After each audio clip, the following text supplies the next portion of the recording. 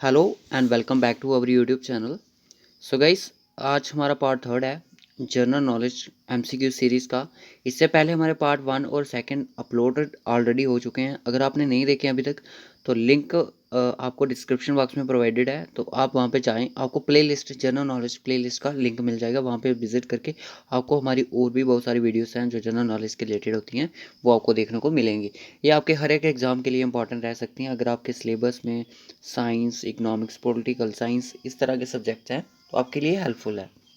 बाकी मैंने एग्ज़ाम कौन कौन से एग्ज़ाम के लिए इंपॉर्टेंट है बाकी मैं तो लिख ही दिया। जेके एसएसबी के एग्ज़ाम के लिए, जेकेपी के एग्ज़ाम के लिए, जेकेपी एसआई के लिए, एसएससी जीडी कांस्टेबल के लिए, एसएससी एमटीएस सीएचएसएल सीजीएल और ऑल नेशनल लेवल के एग्ज़ाम जो होते हैं उनके लिए ये वीडियो इंपॉर्टेंट है। जनरल नॉलेज यानी कि जो एक हर एक एग्ज़ाम में पूछा जाता है। तो चलिए वीडियो स्टार्ट करने से पहले हमारे चैनल पर जो भी है, जिन्होंने अभी तक हमारा चैनल सब्सक्राइब नहीं किया है तो चैनल को सब्सक्राइब कर दो और बेल आइकन को ज़रूर प्रेस कर दो। तो चलिए, कौन कौन से आज क्वेश्चंस हैं हमारे, मैं आपको बता दूं। जो भी आप एग्ज़ाम की तैयारी कर रहे हो, कोई भी एग्ज़ाम है आपका, उसमें आपको कल्चर रिलेटेड होंगे, बहुत सारे क्वेश्चंस होंगे, लेक्स के बारे में होंगे, रिवर्स के बारे में होंगे, बहुत सारे ऐसे कम सब्जेक्ट है जो आपके वहाँ पे आपको ये क्वेश्चन आएंगे। तो अपना टॉपिक देख लें यार। यहाँ पे देखिए, ये आपका कल्चर से रिलेटेड है, इंडियन कल्चर से।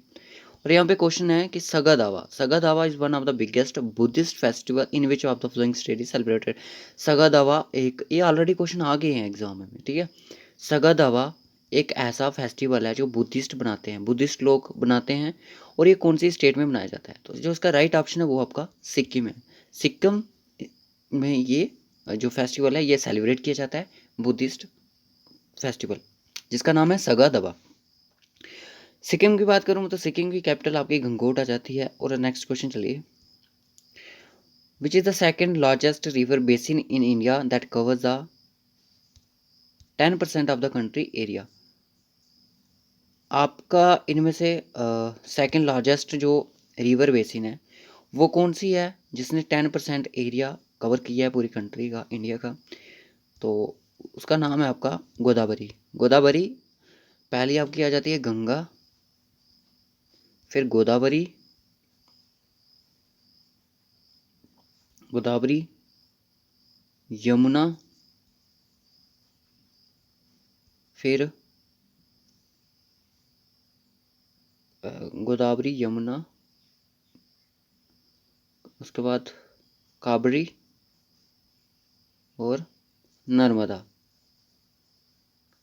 ये आपकी रिवर्स हैं, ये मोस्ट इंपॉर्टेंट रिवर्स जिनको बोलते हैं वो हैं, ठीक है।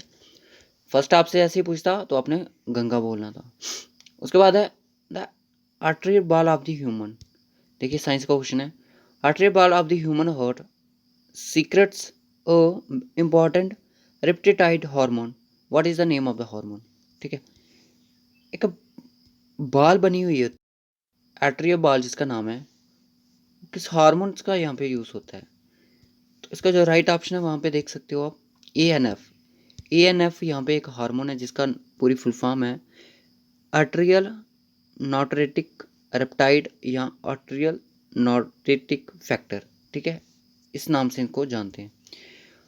Which article of the constitution of India mention the Lok Sabha must have a speaker and a duty speaker? कौन सा एक इंडियन कॉन्स्टिट्यूशन का आर्टिकल है जो मेंशन करता है कि जो लोकसभा का जो स्पीकर है वही डिप्टी स्पीकर है? ठीक है, आर्टिकल 93 जो कि ये बताता है कि लोकसभा का एक स्पीकर भी है और डिप्टी स्पीकर भी है, ठीक है। In which process is a protective zinc coating applied और प्रिवेंट इट फ्रॉम रस्टिंग? आपको पता है जब आप लोहे की रॉड होगी उसको जब रस्टिंग होती है तो आप उसमें वहाँ पे क्या लगाते हो? ठीक है, तो वहाँ पे आप ग्रीस वगैरह लगाते हो, ठीक है, ऑयल वगैरह लगाते हो। उस चीज़ प्रोसेस को क्या बोला जाता है? उस प्रोसेस को गल्वनाइजेशन बोला जाता है। एग्जाम में आने के लिए इंपॉर्टेंट क्वेश्चन है, साइंस का रिलेटेड क्वेश्चन है। उसके बाद है who become the first player in history, India की हिस्ट्री में सर गरफील्ड सोबर्स ट्रॉफी, ये एक ट्रॉफी का नाम है, फॉर आईसीसी क्रिकेट में जीती गई थी किसके द्वारा? तो मैं आपको इसका राइट ऑप्शन बता दूं, विराट कोहली द्वारा ये जीती गई थी। Which forest is also refer to as forest? Monsoon forest किसको बोलते हैं? ये होते हैं ट्रॉपिकल डिसीशियस फॉरेस्ट, ठीक है। What disease is caused by the insulin deficiency diabetes mellitus, इस डिजीज का नाम जो कि किसकी इंसुलिन डिफिशियंसी के कारण होती है। साइंस की क्वेश्चन है। बाकी देखिए, in a computer which unit is responsible for the process data and is called the electronic brain of the computer. तो ये आपको पता है सीपीयू। सीपीयू किससे बना होता है? सीपीयू सर आपका बना होता है, इसमें आपके इन्वॉल्व होते हैं ईएलयू, ईएलयू यानी कि अर्थमेटिक लॉजिक यूनिट, ठीक है। उसके बाद है आपका कंट्रोल यूनिट, फिर उसके बाद होते हैं आपके रजिस्टर्स, रजिस्टर्स जिनको मेमोरी भी होती है, मेमोरी। नेक्स्ट क्वेश्चन चलिए। Aatish e Chinar, Aatish e Chinar flames of Chinar is the autobiography of the politician. JKSSB में ये क्वेश्चन आ सकता है कि आतिश आई चिनार एक ऑटोबायोग्राफी है, तो वो कौन से फेमस पॉलिटिशियंस की है? मैं आपको बता दूं, वो है शेख मोहम्मद अब्दुल्ला की, ठीक है। एग्जाम में जेकेएसएसबी में ये क्वेश्चन बन सकता है। Who introduce the doctrine of lapse, doctrine of lapse किसके द्वारा इंट्रोड्यूस की थी? अगर आपने हिस्ट्री पढ़ी होगी उसमें आपको ये चीज़ देखने को मिली। ये क्या था? डॉक्ट्राइन लैप्सी एक ऐसी पॉलिसी थी जो एनेक्सेशन करते थे एरिया, जो ब्रिटिशर्स थे। बनाई किसके द्वारा गई थी, इंट्रोड्यूस किसने की थी? वो की थी आपकी लॉर्ड डालहाउस द्वारा। दिखा देता हूँ, लॉर्ड डालहौसी द्वारा। On which day is constituted day celebrated every year in India, कौन से दिन कॉन्स्टिट्यूशन डे बनाया जाता है? रिपब्लिक डे तो सुना है सर, ये कॉन्स्टिट्यूशन डे कौन सा था? आपका 26 नवंबर, मैंने बताया ना 1949 में आपका कॉन्स्टिट्यूशन बन के कम्प्लीट हुआ था, ठीक है। तो 26 नवंबर 1949 को। उसके बाद है new Delhi, lotus temple was design by an architect from. New Delhi में जो लोटस टेम्पल बना हुआ है, वहाँ के जो आर्किटेक्टर हैं, यहाँ का डिज़ाइन उन्होंने बनाया है, वो कौन सी कंट्री से थे? तो वो थे आपके ईरान से। What is the name of the first crude oil pipeline constructed in India, कौन, क्या नाम था उसका जो फर्स्ट क्रूड लाइन बनी थी? उसका नाम था, यहाँ पे आप देख सकते हो, नाहर काटिया नुनमती बारूनी पाइपलाइन, ठीक है।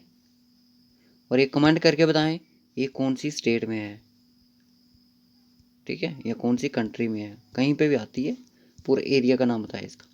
इनाई की फुल फॉर्म क्या है कंप्यूटर फील्ड में? Electronic numerical integrator and computer, ये इसकी पूरी फुल फॉर्म है, अब्रिविएशंस है। What is the symbol of tin, tin का सिंबल SN होता है, ठीक है। Which one of the flowing bank prints the currency notes in India? तो वो होता है आपका RBI बैंक, ठीक है।